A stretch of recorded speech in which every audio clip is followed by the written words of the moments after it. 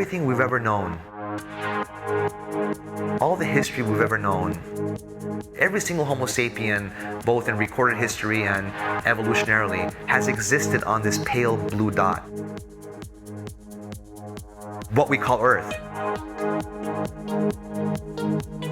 And we're now at a state where we're able to contemplate how we came to be.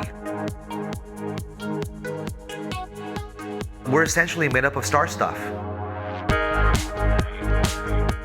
I mean, it's stars that make these heavy elements like carbon. They make these lighter elements too, like hydrogen. These inorganic molecules came together to form organic molecules that gave rise to us.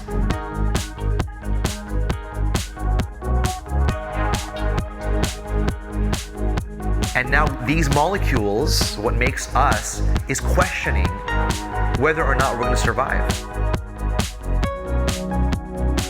or whether or not we're going to continue. That is such a beautiful thing that we should not let it go.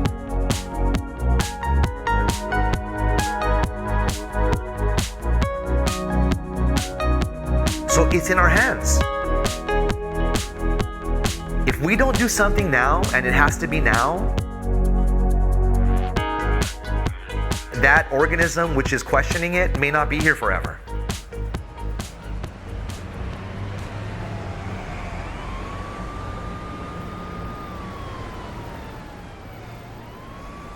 Ever since I was a kid, I loved the American muscle car. I mean, I've been a huge fan of the 60s Mustang, and my dad's first car was a 1969 Mustang Mach 1.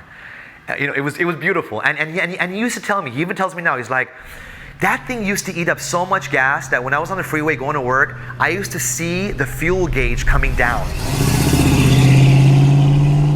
Imagine, I mean, that's how much gas, fuel they used to burn. So, someone like me who loves the American muscle car is now driving a Toyota Prius. My name is Paul Nargisian. I am a professor of biological sciences at California State University, Los Angeles. And I also teach a few of the upper division elective courses, one of which is global climate change. In nature, we have ecosystems, right? Living things and non-living things within a certain environment. But humans have created something called an agro-ecosystem, where we are in, quote, control of that system, meaning we put in the living organism or organisms, and we control what abiotic factors go in, meaning minerals, nutrients, water, all the non-living stuff. Because we have done that, we've created these things called monocultures, right? So we have mono meaning one, so we have one culture, one population of corn, let's say, or we have one population of soybeans.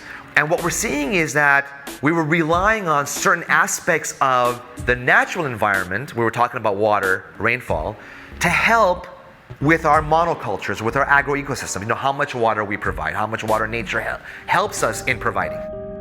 Because our population centers have also increased, because we rely more on agro-ecosystems, because we now, purchase food which comes from monocultures, which is all great.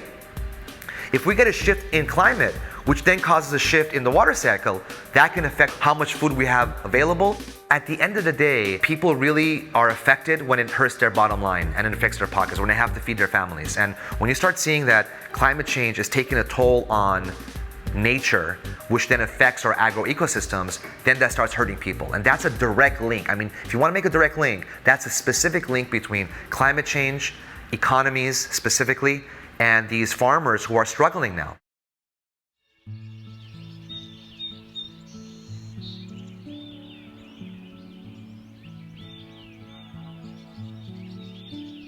My name's Connor Hanley. I'm 18 years old. I'm at Chicken Foot Ranch in Colfax, California. Well, I'm Jordan, and I'm doing an experiment in living differently. My name's Karen, and I've retired from dominant culture. So the cultural meme that we're enacting, the way we're surviving on the planet, the tools we use, the things we assemble are potentially flawed, because what I would suggest to people is the giant world we live in, the cultural reality, the stew, is not tasty. I'm choosing to use my white privilege, my American white privilege, in a radical way. Because we get, I think, told to be blind to the wild freedom around you. You get told that you have to work to get food, and food is this particular thing, and it's all locked up. And you can only, the keyhole is a $sign, and that's how you get into the food closet. And because of that simple transaction, everything else snaps into place. I need food, I must buy food. I'm just here because I want to grow my own food. I want to learn how to sustain myself, at least somewhat, without having to buy into a corporate structure. And I'm making music, which is one of my passions. I like to say the nature of consumption is the consumption of nature. And we're consuming nature. It's a big-ass pie, but we're moving through it really quickly. And everything we do now to survive is like compensating, coping. Walmart is coping. Everything is coping. Try to find the creature born wild and free in me, but taught that I wasn't, by a culture that has as its main driver the death and destruction of everything. This is an attempt to sort of not give an answer to the question, because I couldn't do that and we can't do that, but submit some more evidence and testimony into a trial that is ongoing about humanity, about civilization, about culture, and about food.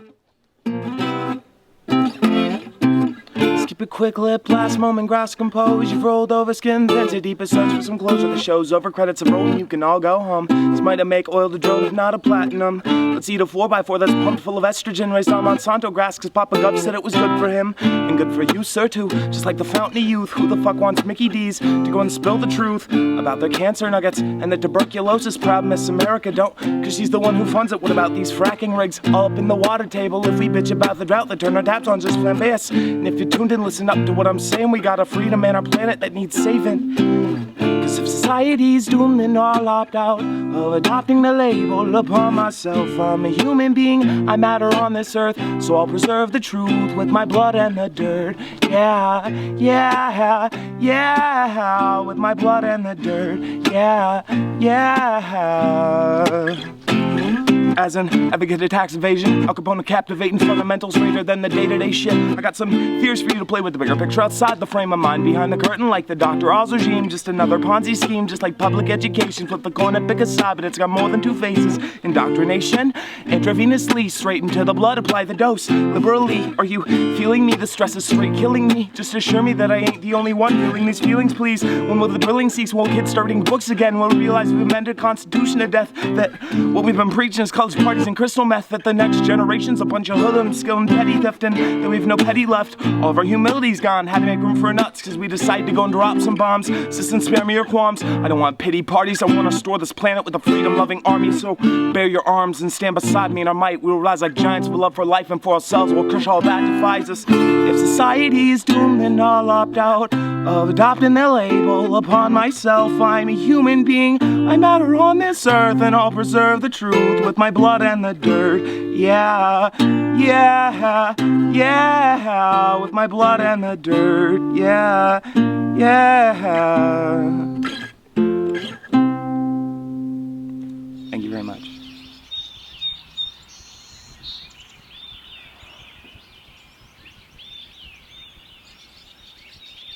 I ran across a quote somewhere that said, you're considered rich by global standards if you can take a hot shower.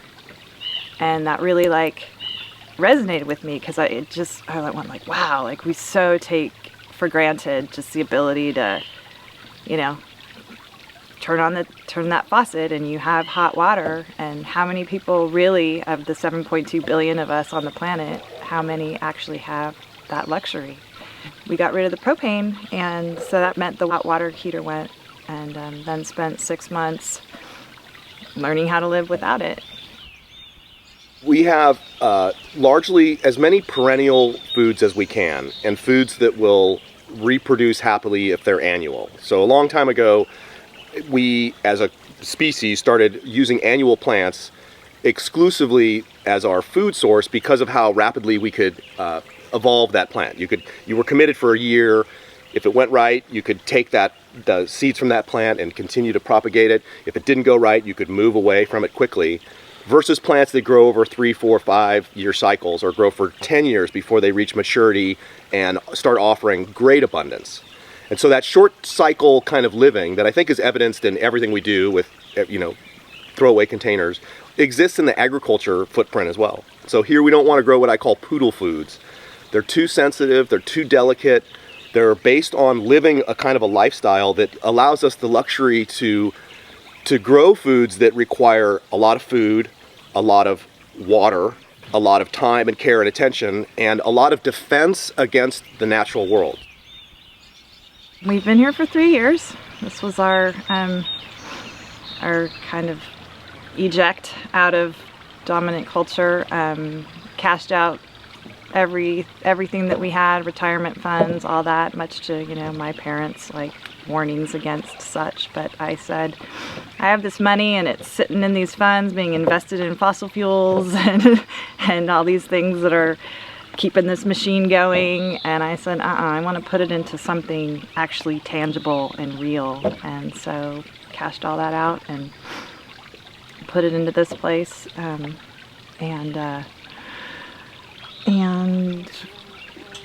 how long? Yeah, I don't know. I'm pursuing self-education, which just means that I've devised my own curriculum, what I want to learn, how I want to teach it to myself. And so, because I feel that I don't have to buy into an infrastructure to teach me something. I feel like I can learn enough from natural observation, personal psychology, things like that. And so that's what I'm doing. The one thing I would say is see your food. Seafood. Seafood, not from the ocean, but around you. Seafood growing in lawns. Seafood growing in parks. Try to get as close to being able to grab food off of something, a fruit tree in your neighborhood, a small amount of lettuce that you may grow. That would be, I think, the best thing, because we as a species, as a culture, have been made blind to wild food and blind to the wild world. But when you're driving into a town, you might do that, That's a restaurant I can eat at. That's a good place to get coffee. There's a gas station. You're seeing what you need to survive. And you're doing it like a wild animal cruising through a forest. And there's a food source, there's a water source, there's a place to sleep, here's a place to hide. You would see those things because it would be necessary to survive.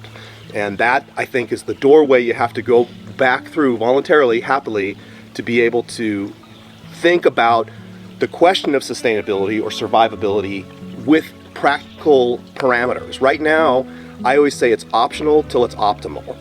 Living this way, not this way exactly, but with the power that we have, with the fossil fuels that we have, with the food systems that we have, is made possible by the commitment we make to do that. So we have to move out of that envelope that we're in, that cultural stew, and see it differently.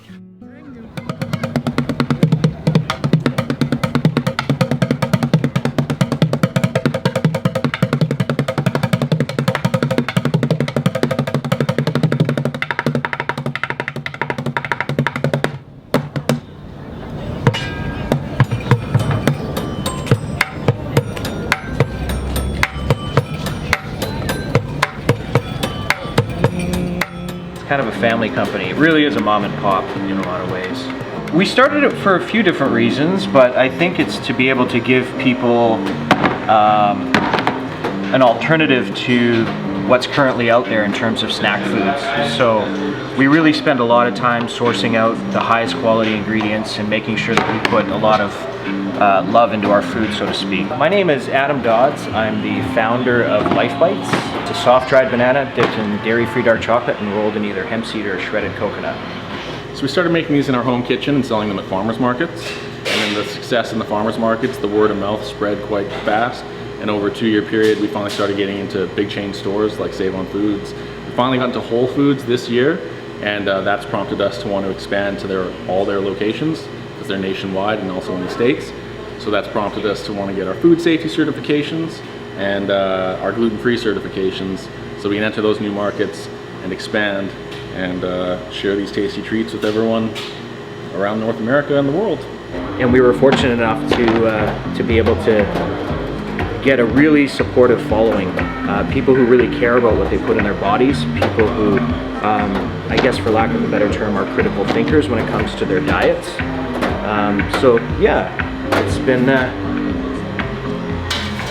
a lot of fun.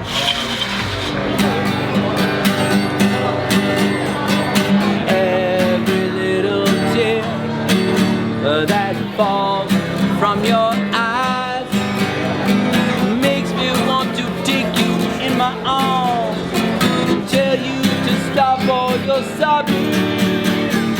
Pike Place Market is just a market that several different people from local areas gather and sell what they have to make and also grow. So we have a bunch of produce and also like wholesome items and crafted items here. This is Chucker Cherries. It's just a Washington-based cherry company. We just air dry all of our cherries naturally. No preservatives, no sulfites, and no additives. And we also dip them in gourmet chocolate. And we also have assortment of nuts and berries too. So come on over. Stop your subbing now.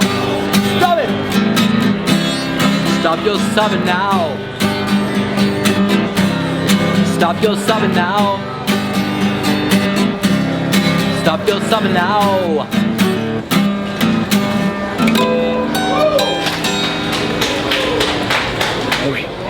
I play here almost every day, but in the summer times it's more advantageous that I go out and say play Edmonds on Saturdays, or like yesterday I go out and play Kirkland on Wednesdays, because I can do 5 hours straight. It used to be really good in the 90s, but since the Bush administration, it really has went to hell.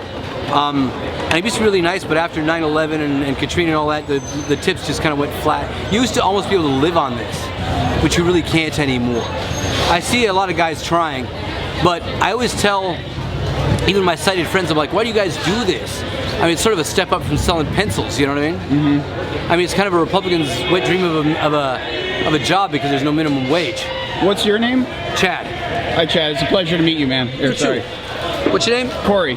Corey. Yeah. Yep, that's what's... What? I'll charge you my best. What? White snake. What? White snake. Oh, hang on. Yeah, okay. Food is running out. We don't feel it here in the States, but in many other areas of the globe, we're seeing that food is playing a big role in controlling these numbers. And actually what we've seen is that the population will level off at about 10.5 billion towards the end of this century. So in about 100 years from now, or 90 years from now. What happens around 10 billion? You said it's projected to peak there. What happens there? Food, essentially. Yeah, I mean, food being the primary resource is, for example, in South America, they're cutting down numerous plots of forest.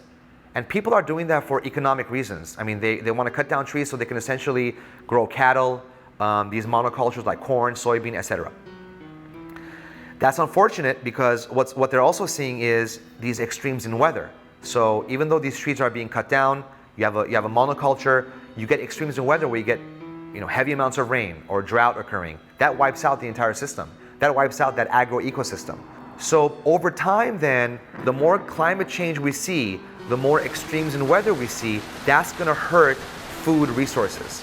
Food resources, not only natural resources, but we're talking about these agro-ecosystems. That's the direct link.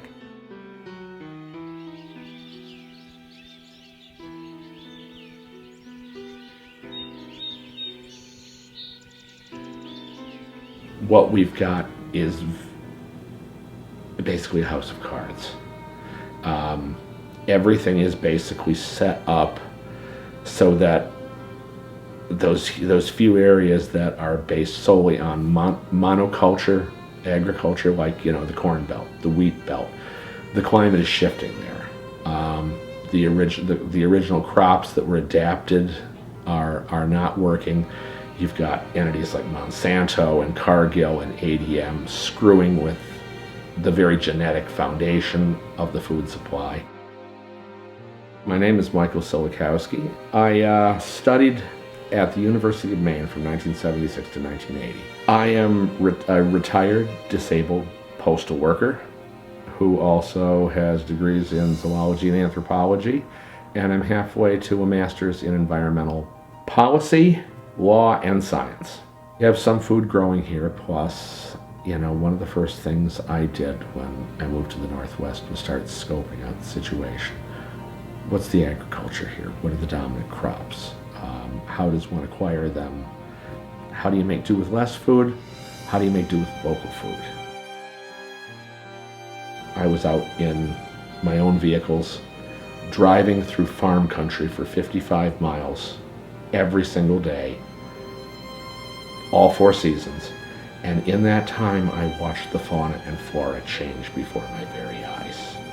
A lot of tropical storms and hurricanes and very southerly weather is penetrating into the Greenland Sea and Baffin Bay, and that cold air's got to go somewhere, so it gets pushed down through the Hudson's Bay corridor into the northeastern and north central United States, which are now experiencing among the coldest winters on record just the past few years. The winters just don't seem to end. I've talked to climatologists who say all global warming is man-made and you're just giving aid and comfort to the deniers. And I say, no, you don't understand. It's worse than you thought. Anthropogenic carbon is making the climate warmer, and exponentially so. I can't get either side to listen, and it's extremely frustrating because the deniers are saying, well, it's all part of a natural climatic cycle. Yes, but the last time this happened, there was no human civilization, no major seaports to flood, and the people who were concerned about climate change and global warming are saying, if we just tax carbon enough, we can stop it. And I'm going, no, you don't understand. There's a full-blown brush fire going on, and we're throwing gas on it. It's too late to tax carbon. It's time to rebuild the infrastructure. Inland, I figure it's not going to happen in my lifetime, but in my son's lifetime, the seaports are going to flood. There's going to be a massive change. So think of ourselves, right? So let's imagine it's wintertime, I'm cold, and I put a blanket on myself. That blanket essentially traps my body's heat. Okay, so over time, I feel warm because it's trapping the heat. So what we're doing is, as we're pumping this liquid petroleum out of the Earth's crust, out of the terrestrial environment, and we're burning it, so we're converting it, right? We're converting it chemically from this, both chemically and physically, from this liquid form into a gas phase. The gas primarily being carbon dioxide, and with other stuff too that we're pumping out. That carbon dioxide begins to build up in our atmosphere. As it builds up, that wool blanket gets thicker. It increases. It traps more heat over time.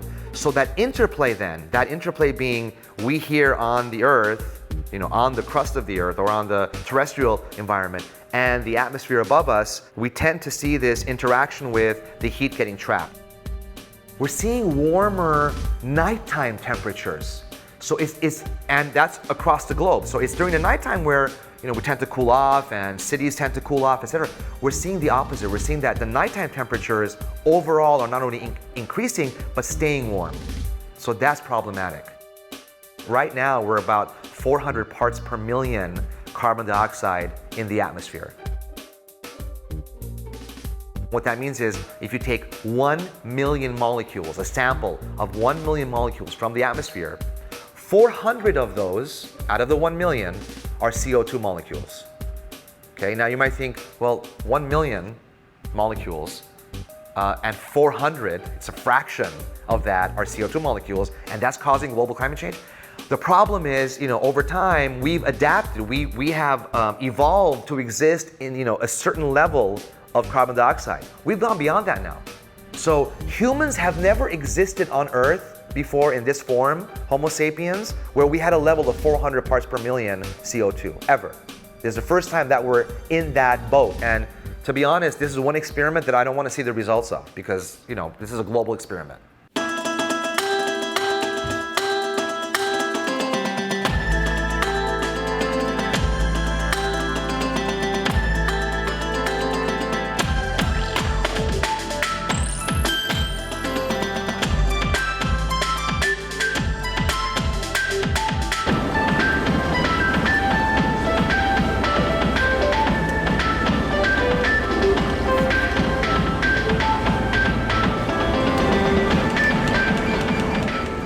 My name is Halldór Ólafsson.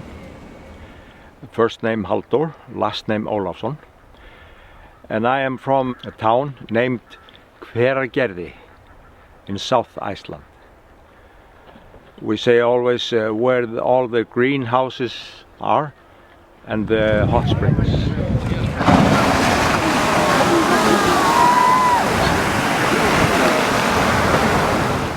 Here in the back, in the beginning, we see a glacier like this turn coming down, laying on the rocks. This glacier was 20 years ago much bigger and thicker.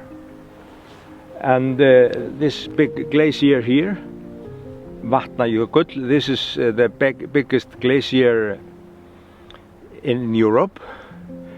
The scientist is talking about if it has gone very much down, going smaller, getting smaller, going down. So they talk about if the climate will go on like this, the glacier will be gone after 200 years.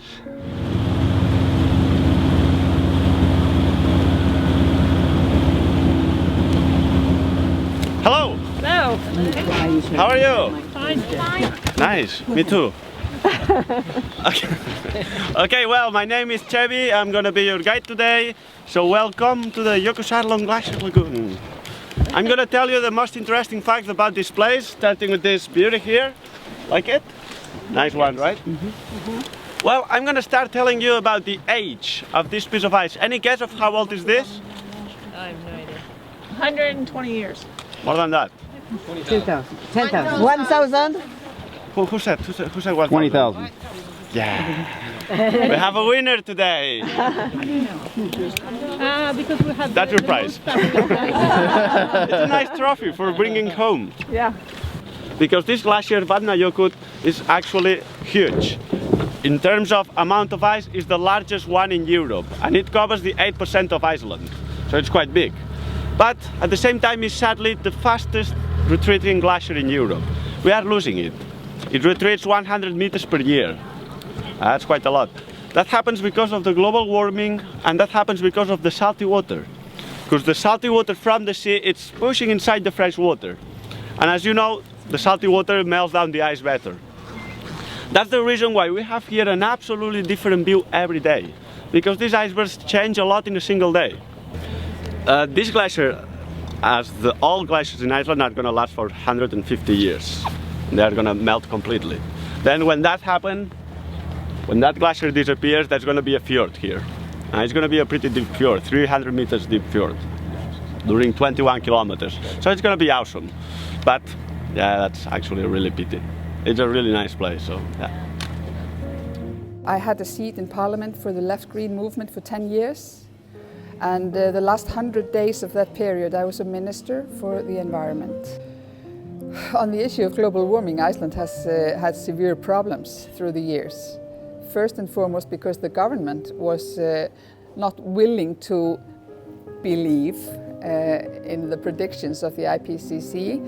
And they said, oh, if it's going to be a global warming, it's going to be fine for Iceland. We will have a warmer climate. And so they kind of, try to take this point, and of course they didn't succeed in this. I mean, Iceland is a part of a global network. We are a part of the United Nations, and we had to go along. Iceland is a beautiful country. We have all these things which Western people will have. We have in my hometown, we have hot water from the earth. We have a good life in Iceland, so that's why I will live here. What does it mean to become sustainably developed in Iceland? The Icelandic economy is not a sustainable one as it is today from the point of view of the planet. The ideology of sustainable development entails that you or we who live here now on the planet, we survive, but we also have to broaden our horizon, and the we has to inhale all the people on the planet.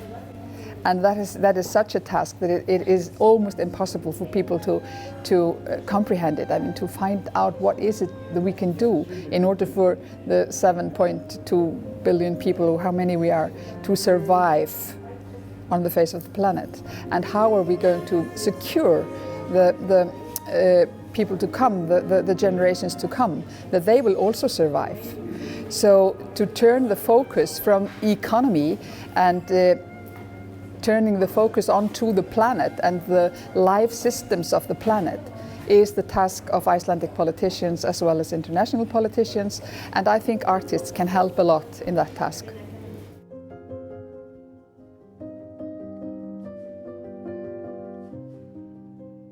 That was weird. I should have just left it going.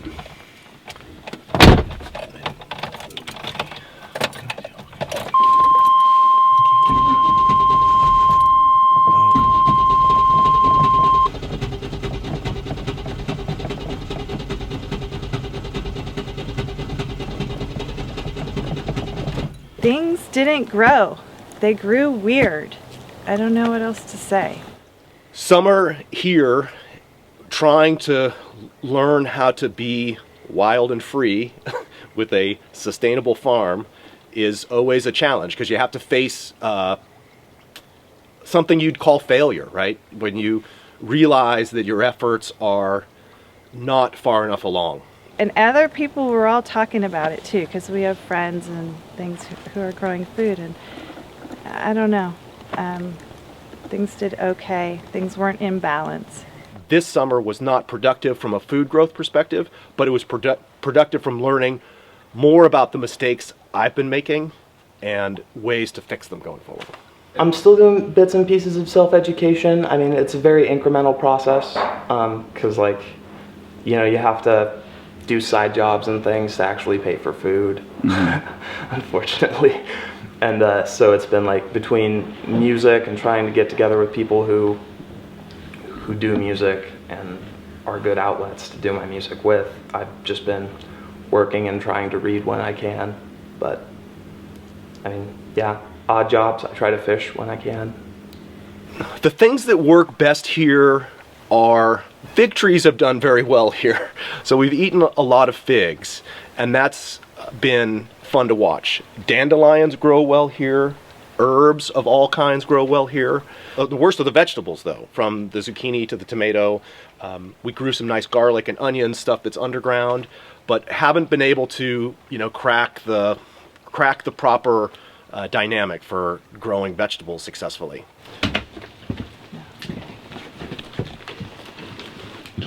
So tell me what this is right here. What is underneath that tarp? This is, well, our bed. You sleep outside? Where we sleep outside. The comforter that's usually there got a little snow on it, so it's inside drying off. But yeah, we do. We sleep outside. And, well, we have this covered porch, but it's open. How long have you been sleeping outside? Probably like a year and a half now. Yeah. We've gone through, this is our second winter. Last winter, though, we had very little rain at all, so it was very different from this winter. We're not trying to pass any type of purity test or whatever. We just actually really prefer to sleep outside. And my dad says all the time, "Oh, aren't you cold?" And I say, "No, Dad, I don't like to be cold. If I was cold, I wouldn't sleep outside. We're actually really warm. We have a really toasty blanket, and yeah, it's a little cold when you get in, but hey, it reminds you you're alive, We talked a lot about, what's sustainable. Can we be sustainable? Is it possible to do this thing? And I would say yes, but I would asterisk it. What I asterisk everything with is that only if we were able to enact a tribal mechanism of living, because that's the thing that's missing. You could say it's community. Like, for an example, here in this valley, if I was working closely with 10 of my neighbors, some have horses, some have sheep, some have chickens, some have this kind of food. We all have fruit trees of different kinds. If we were, several of them have tractors. If we were just simply working together one day a week, we could make a extraordinary kind of transition town, kind of permaculture village, new way of enacting fertility, and it would work quite well. So to be self-sustaining would mean the participant of a community, a tribe, how humans had organized themselves previously before this one right way to live. I try not to nitpick. I mean, I really try not to focus on other people's mannerisms and habits, because when you start doing that, you start building a bias, and I just like to think I'm doing my part here. You know, I do what I have to do to be a part of the community. Somehow we're trained to be apart and not together. You know, you have this conflict of, you know, growth and expansion, these things that people try to make, like I'm trying to make, right? This kind of attempt at a community thing, a new way of living.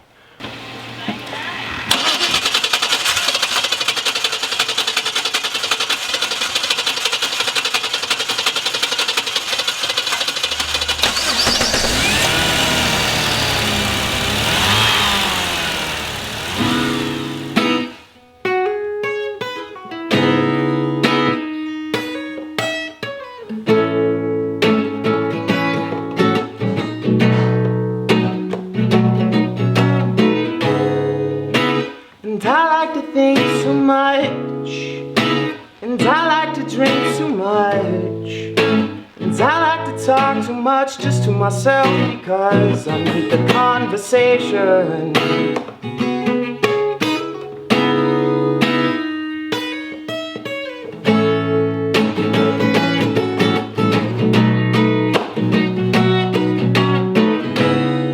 Cause you know I like to smoke a bit, and then I like to joke a bit.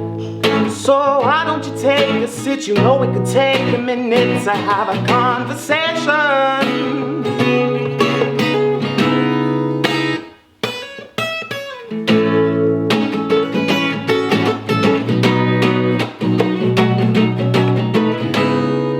Well, this culture has got me down, and this culture has got me bound.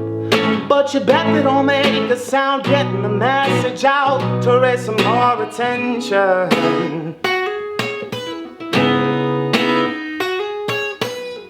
I'm a sinner doomed enough to give the Pope a stroke. Fuck you if you can't take a joke.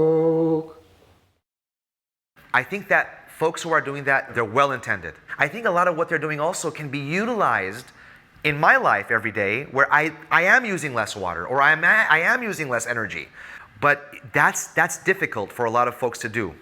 I don't think there is a magic key that, you know, if you do it this way, it's going to work for everybody. I think everyone should find their own way as far as what's going to work. But all of us should agree on, if we continue business as usual and food resources becoming scarce, then I don't see a good future for us. I mean, I think that, you know, with extreme climate change, with loss of habitats, then we'll start to see, you know, societies becoming affected, populations of people who will be considered these, you know, climate change refugees, essentially, these environmental refugees, which cannot live in those environments anymore.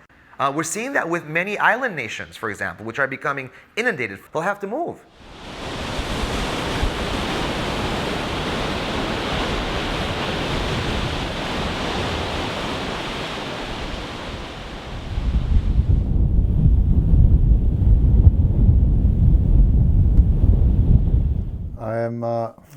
I watch TV. I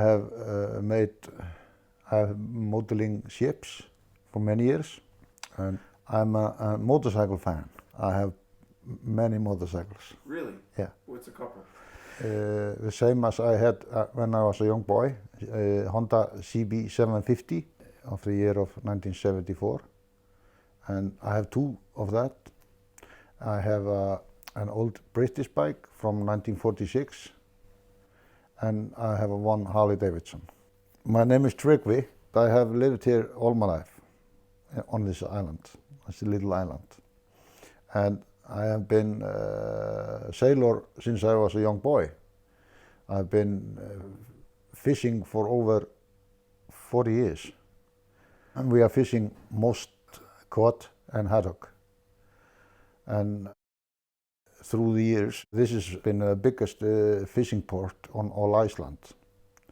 When I was a young boy, we had over 100 fishing boats here. But now it's big factories who own the few boats are still here. And they are much bigger than they was in the past.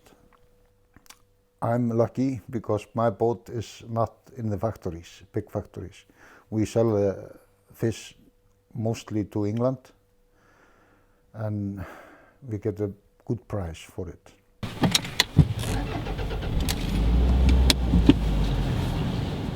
In the memories, it was better than it is today.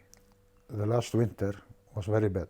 The worst winter I have been here in this place for 15 years. It was very bad. And now we got a bad summer too. We got a windy summer. A few years ago it was a very good weather. Summer and sunshine, and we have only few days on this summer in sunshine.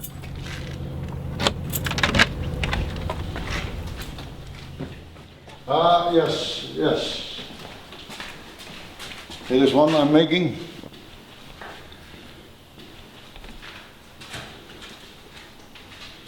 Look at that. I have plenty of everything I need. Food, toys. I'm fixing a fuel tank for one of my motorcycles. I have to work much on the winter. This one is made for my grandfather when he was 11 years old, 1927. But I am playing myself all the summers, last 10, 15 years. This is famous guys in this town. I think this one is the most famous person on Westman Island. What did he do? He was a drinking man. It's very good to have your own time when you're getting older. You can do what you want to do, and this is very nice.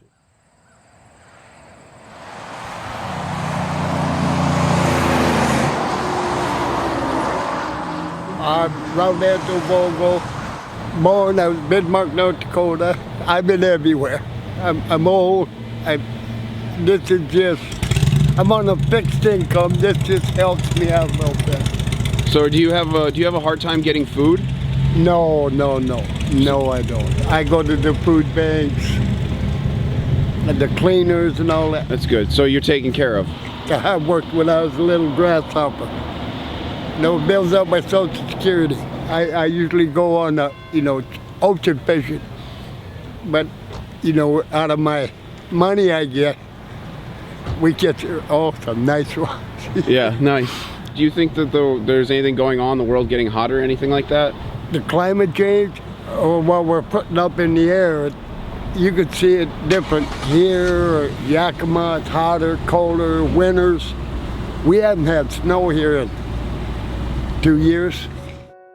1970s, we had data that showed that we are essentially causing a hole in the ozone layer. The world got together and they said, look, here are the products that we make, primarily Freon and a lot of stuff that we used to see in hairspray and other kinds of aerosols. These products, when excreted into the atmosphere, destroy ozone. So let's put a halt on it. And these were corporations. They got together and they said, people said, wait a minute, we don't want to purchase these products anymore. They put a halt on it, and we saw that over time, the ozone layer began to repair itself to the point that it's almost like it's negligible now as far as what's going on. So that was something that humans did. They saw what was going on because of our doing. They put a stop to it, and over time, it was able to clear it up. We can do the same thing with climate change. We have to think about renewable sources of energy. I mean, we have sunlight hitting us every single day, every single second of the year, right? So plants do it very efficiently. They convert inorganic carbon dioxide into organic molecules, primarily sugar, to use for energy. We gotta look for renewable, sustainable forms of energy. That's what we can do as a society, as a species. And if we don't do it, I don't like predicting these kinds of things because who knows what's gonna happen. But the way things are looking like now, we're reaching a tipping point. And scientists use this term, tipping point, meaning if we get to a certain level of carbon dioxide within our atmosphere, even if we were to stop all fossil fuel usage in like one day, it's too late.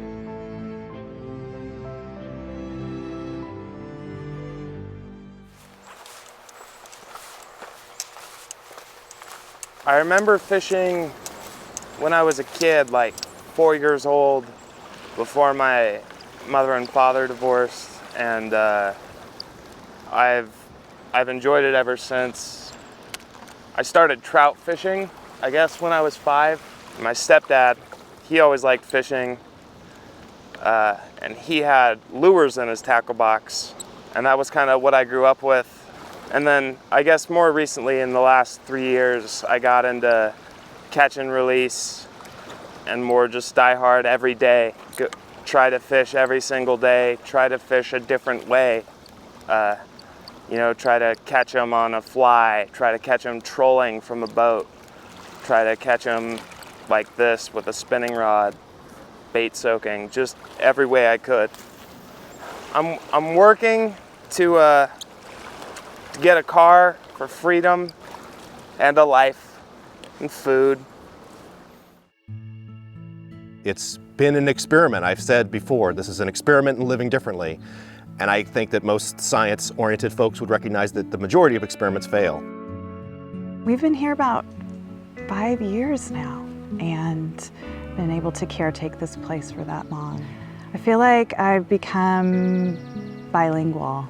I've learned how to become much more in touch with the creature born wild and free in me, but taught that I wasn't by a dominant paradigm that for some reason we all subscribe to.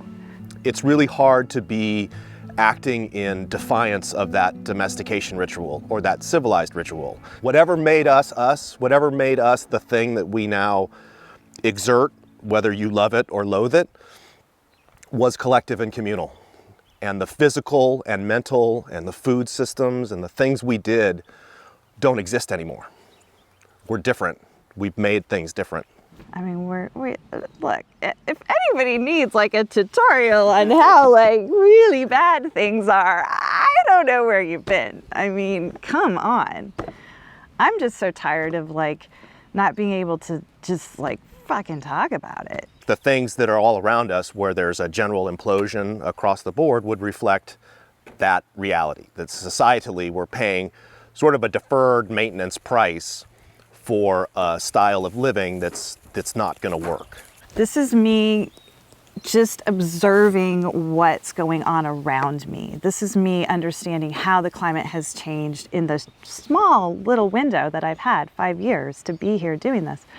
But significant changes over that time that I've noticed, that I pay attention to, you know, just how much traffic, how much logging, how much fire danger. I don't have to have somebody else telling me that it's getting hotter. I know it's getting hotter, that the weather's getting weirder. I know the weather's getting weirder. A line that sticks with me is that, you know, a problem properly stated is half solved.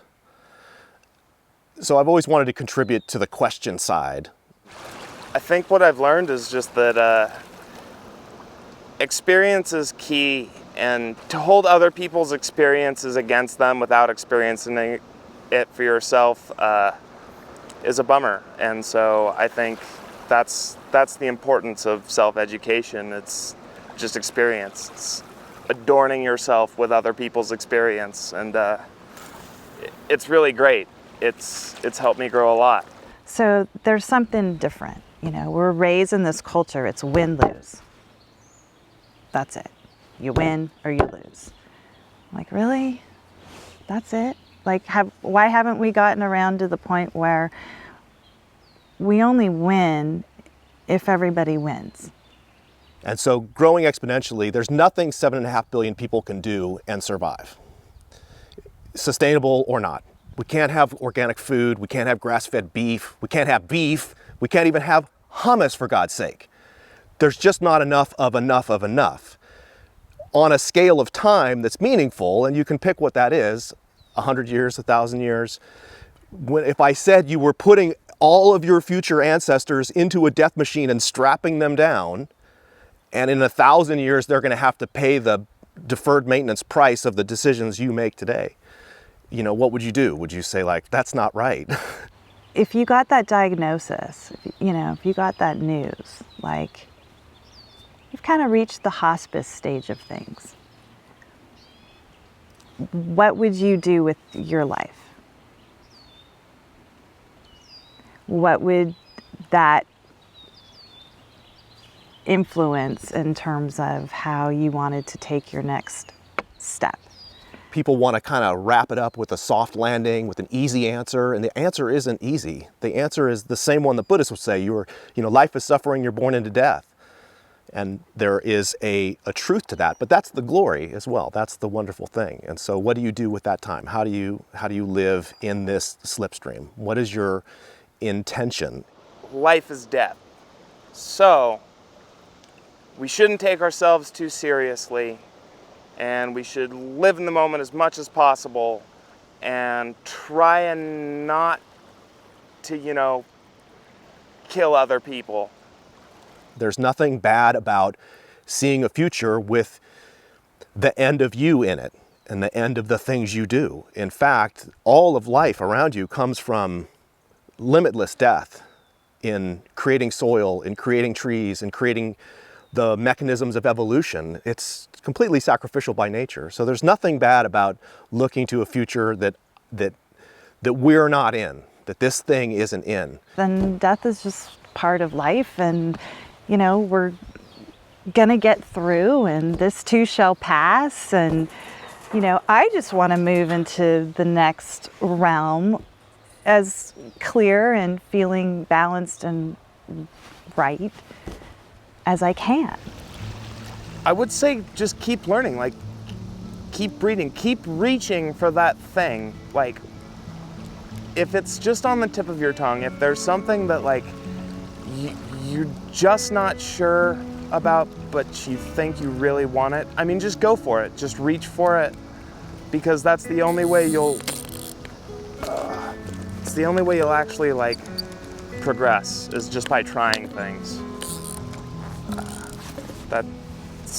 That's all I got. If you don't try things, you're stuck.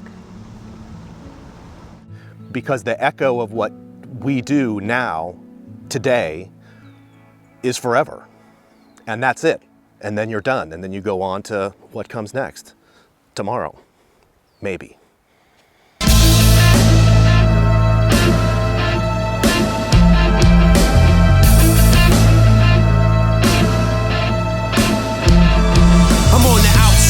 Looking in, afraid of myself. I'm on the inside, looking out, praying for death.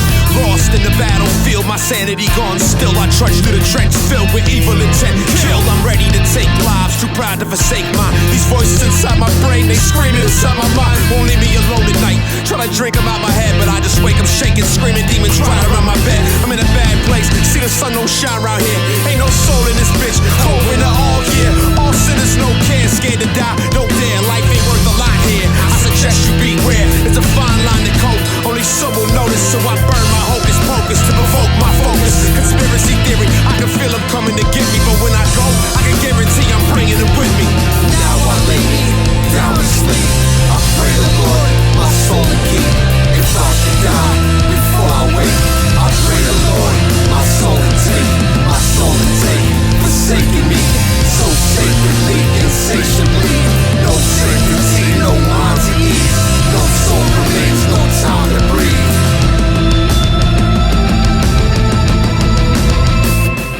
I walk the train tracks with a six-pack and a spliff of ganja, a box of Newport shorts and a fifth of vodka.